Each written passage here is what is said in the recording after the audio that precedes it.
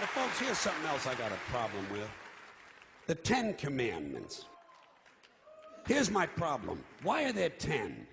You don't need 10. I think the list of commandments was deliberately and artificially inflated to get it up to 10. It's a padded list. Here's what they did. About 5,000 years ago, a bunch of religious and political hustlers got together to try to figure out how to control people, how to keep them in line. They knew people were basically stupid and would believe anything they were told, so they announced that God had given them some commandments. Up on a mountain, when no one was around, God had given them the 10 Commandments. But let me ask you this. When they were sitting around making this shit up, why did they pick 10? Why 10? Why not 9 or 11? I'll tell you why. Because 10 sounds official. 10 sounds important. They knew if it was 11, people wouldn't take it seriously. Say, what, are you kidding me? The 11 Commandments? Get the fuck out of here. But 10 sounds important. 10 is the basis for the decimal system. It's a decade. It's a psychologically satisfying number. The top 10, the 10 most wanted, the 10 best dressed. So having 10 commandments was really a marketing decision. And to me, it's clearly a bullshit list. It's a political document artificially inflated to sell better. I'm going to show you how you could reduce the number of commandments and come up with a list that's a little more workable and logical.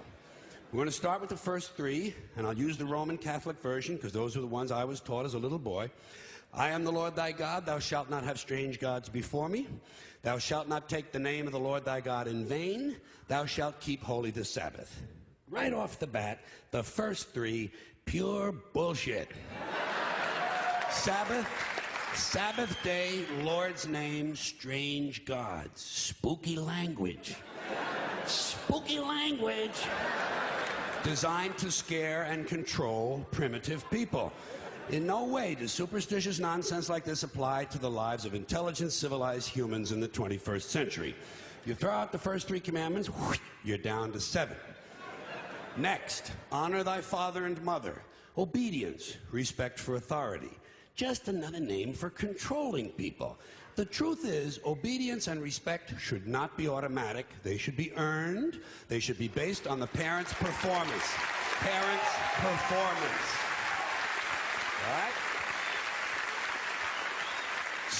Some parents deserve respect. Most of them don't. Period. You're down to 6. Now, in the interest of logic, something religion is very uncomfortable with, we're going to jump around the list a little bit.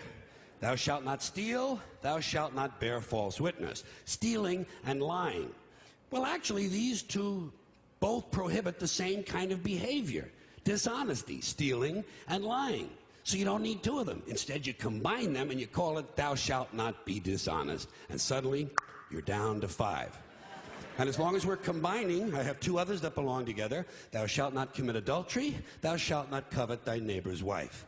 Once again, these 2 prohibit the same kind of behavior. In this case, marital infidelity. The difference is coveting takes place in the mind, and I don't think you should outlaw fantasizing about someone else's wife.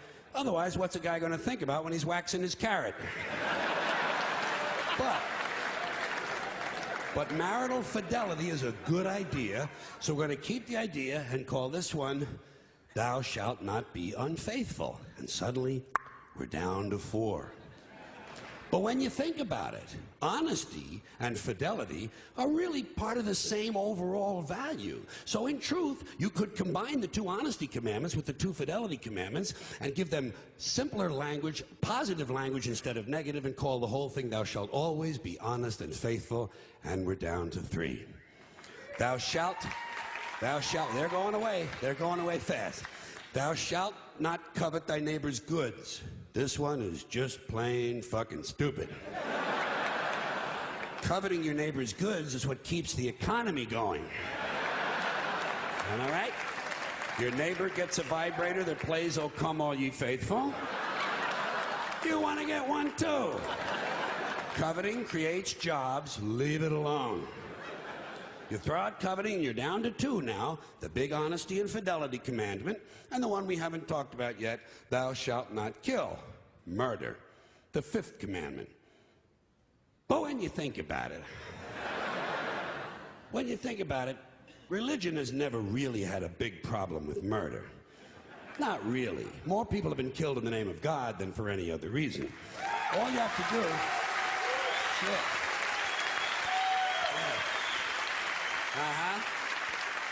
All you have to do is look at Northern Ireland, the Middle East, Kashmir, the Inquisition, the Crusades, and the World Trade Center to see how seriously the religious folks take thou shalt not kill. The more devout they are, the more they see murder as being negotiable. It's negotiable. You know? It depends. It depends. It depends on who's doing the killing and who's getting killed. So, with all of this in mind, I leave you with my revised list of the 2 commandments. Thou shalt always be honest and faithful to the provider of thy nookie. And thou shalt try real hard not to kill anyone, unless, of course, they pray to a different invisible man from the one you pray to. 2 is all you need. Moses could have carried him down the hill in his fucking pocket.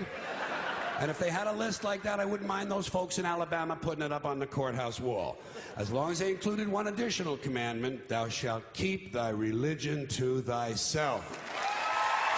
Thank you. Thank you. Thank you, everybody. Thanks for coming in. I appreciate